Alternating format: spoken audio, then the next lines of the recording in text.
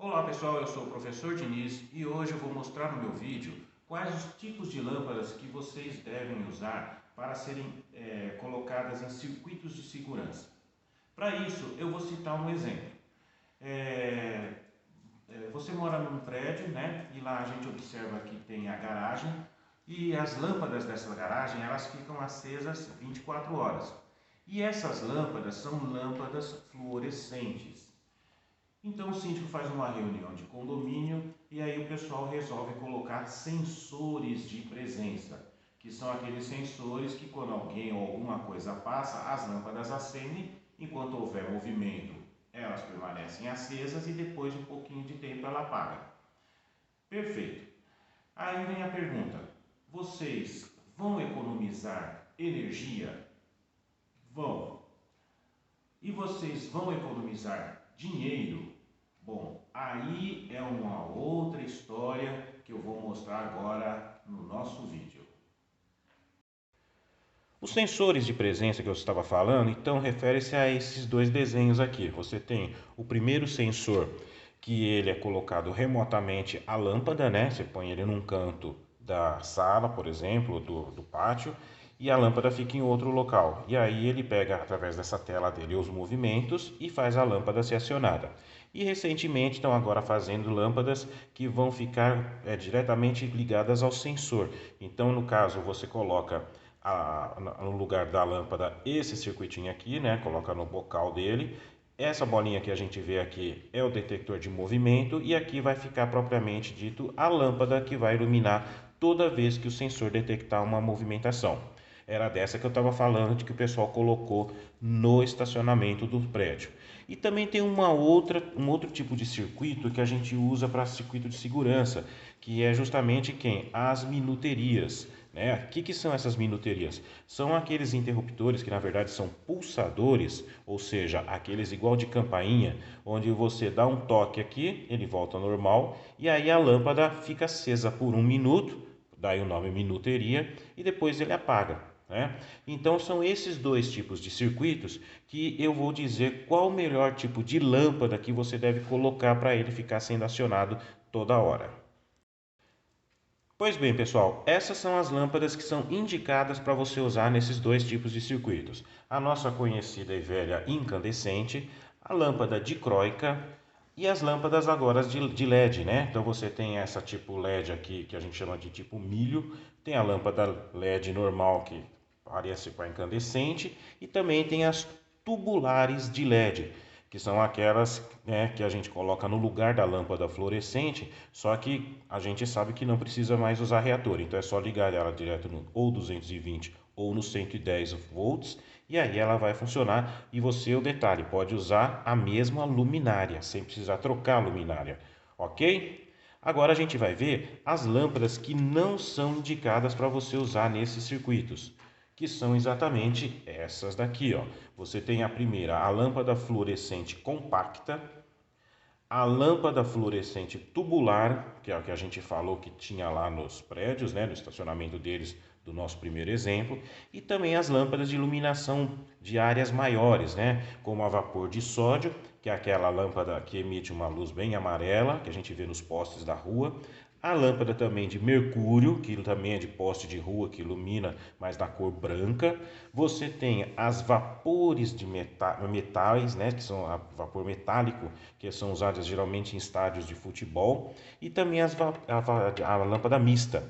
Estas lâmpadas, elas não são indicadas para você usar no caso de ficar acionando elas toda hora. E isso acontece por causa do sistema que elas são feitas, que é o que eu vou mostrar agora.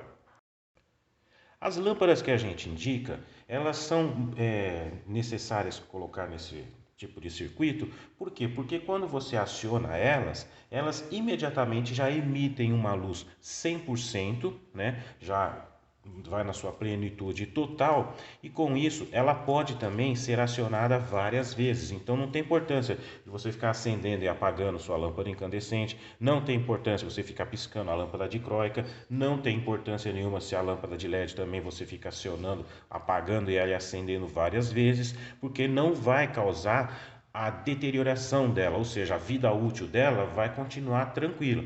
Aí você vai falar assim: ah, mas eles falam que a lâmpada incandescente, se eu ficar piscando, queima, a lâmpada de LED queima. Não é verdade, pessoal. Isso aí acontece, na maioria das vezes, uma lâmpada incandescente, ela só queima quando o filamento dela já está gasto, né? Já acendeu várias vezes, já ficou mais de 1000 horas lá funcionando, então ele vai ficando mais frágil. Então, quando você acende a lâmpada incandescente e ela dá aquela queimada, é porque na prática aconteceu que o filamento dela já estava frágil e ele estava apagado, então o filamento estava frio. Então, quando você acende, a corrente elétrica passa por esse filamento e vai aquecer ele imediatamente. Como o filamento já estava frágil, ele sofre um choque térmico, da qual ele não aguenta. Então passa aquela corrente, ele vai esquentar imediatamente e aí acaba se rompendo o filamento. Mas isso só vai acontecer quando a lâmpada já estiver no final da vida útil dela. Se ela está na metade ou está no começo, ela pode ficar piscando que não vai ter problema nenhum. Haja vista o exemplo que eu vou dar agora, os semáforos, né? Até um tempo atrás a CT colocava lâmpadas incandescentes. Então, quando você percebe que a lâmpada do semáforo está toda hora mudando, você vê que eram todas lâmpadas incandescentes e elas ficavam durando por muito tempo, né? Outro exemplo também é quando você tinha aqueles cruzamentos perigosos que à noite o pessoal da CT colocava em amarelo piscante. Então você ia passar lá às 8, 9, 10 da noite, o farol, em vez de estar funcionando, ele ficava piscando amarelo lá. E era aqui uma lâmpada incandescente. Então já imaginou se fosse verdade que ele piscando ia queimar? Então toda noite que o farol passasse piscando o tempo todo, chegava de manhã o caminhão da CT para subir lá para trocar a lâmpada amarela, porque ela ficou piscando a noite toda, né, da cor amarela. Então você pode perceber que as lâmpadas incandescentes, elas foram feitas assim para ficar acendendo e apagando várias vezes, que não vai ter problema nenhum. E agora ocorre o mesmo com as lâmpadas de LED. Tanto é que nos semáforos eles substituíram as incandescentes e colocaram as de LED. Perfeito? E eles vão ficar funcionando do mesmo jeito que a incandescente funciona. Agora, por que que as lâmpadas que eu disse atrás lá, as não indicadas, elas não podem ser utilizadas? Que é o caso das lâmpadas fluorescentes de sódio, mercúrio, metálico, etc. Pois bem, é por causa do estilo de funcionamento dela. Vamos falar da lâmpada fluorescente. A gente está olhando aqui por dentro que ela também tem um filamento, só que esse filamento, ao contrário da lâmpada incandescente, ele não foi feito para ficar aceso e iluminar. Não, ele só está aí dentro para aquecer o gás que está dentro da lâmpada fluorescente. Então a gente tem aqui os gases aqui, que não vão ao caso, né? Mas praticamente o que acontece? Ao acender a lâmpada, ele vai precisar primeiramente do reator, que vai jogar uma corrente alta aqui, onde o filamento vai se aquecer imediatamente. Esse filamento, se aquecendo, ele vai aquecer todo o gás interno da lâmpada fluorescente. E aqui vai haver uma reação química, onde os elétrons vão se chocar aqui com esses outros gases, o fósforo, o mercúrio, etc. e tal, e vão emitir luz, né? Vão liberar fóton, que vai ser a luz que sai propriamente da lâmpada fluorescente, do tubo dela. Esse processo de ligar a lâmpada, acender aqui o filamento começa a aquecer o gás começa a liberar esses elétrons que vão se agitar aqui dentro, provocar reação química e soltar a luz, leva um tempo. E uma lâmpada fluorescente, até começar a emitir plenamente a sua luz, ela ficar 100% emitindo a luz da qual ela foi feita, leva em torno de 1 minuto. Perfeito? Aí ela fica brilhando, bonita, tal, e não sei o que. E a função do reator é exatamente o que? É você, na hora que acende a lâmpada, ele joga uma corrente alta para aquecer imediatamente o filamento aquecendo esse gás vai fazer com que a lâmpada emita luz, e assim que a lâmpada comece a emitir luz, o reator só mantém uma corrente baixa para o filamento continuar, né, aquecendo o gás. Então o reator, ele joga aquela corrente alta, a lâmpada acendeu, ele diminui a corrente e vai deixar só o filamento aceso aqui para manter todo esse gás aceso não, quente, né? E emitindo luz graças àquela reação química que eu falei. Então, no caso, se você coloca essa lâmpada num local onde ela vai acender e depois apaga, e depois vai acender, e depois apaga, e depois vai acender, e depois apaga, no caso de um sensor de movimento, né, você está lá no estacionamento do prédio, Você passa, a lâmpada acendeu. Você acabou de passar, ela vai apagar, imediatamente passa um carro que está estacionando, ela vai acender de novo. Essa lâmpada ela vai sofrer um desgaste muito maior da qual ela foi projetada. Por quê? Porque na hora que você pega e acende a lâmpada, essa lâmpada aqui, ela vai começar a emitir todo aquele processo de aquecimento, tudo. Quando ela acende no máximo, vem e apaga. O sensor faz ela apagar. Aí depois vem outra pessoa, passa, ela vai começar todo aquele processo. Quando ela finalmente atinge o ápice do aquecimento, da iluminação, ela apaga de novo. E isso daí vai ser constante. Então o que vai acontecer com ela? Ela vai começar a ficar mais preta aqui nessa parte, que a gente vê nos cantos das lâmpadas, e a vida útil dela vai reduzir drasticamente.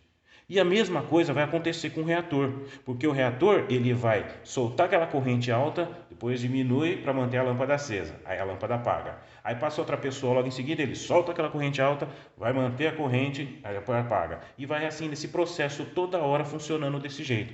Isso então vai fazer com que, lógico, vai economizar energia, porque a lâmpada vai ficar muito menos tempo acesa do que ficar 24 horas acesa. Só que o desgaste que a lâmpada vai sofrer e o desgaste que o reator vai sofrer vai fazer com que o prédio compre mais vezes número de lâmpadas e reatores. Então, na hora de você colocar na balança, o gasto que você vai ter comprando mais lâmpadas e comprando mais reatores não vai compensar o lance de você estar economizando energia e pagar uma conta de luz menor.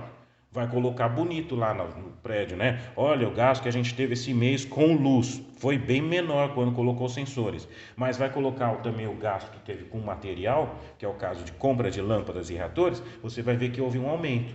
Então, galera, na prática, o que você deve fazer é não colocar lâmpadas que usem reatores, que a gente chama de lâmpadas a gás, nesses locais, né? Nesses tipos de circuitos, e sim os que eu tinha falado anteriormente. Beleza, pessoal? Então é isso, espero que vocês tenham gostado desse vídeo e bora que a gente vai daqui a pouco fazer mais vídeos aí para a gente ver. Muito obrigado da sua atenção.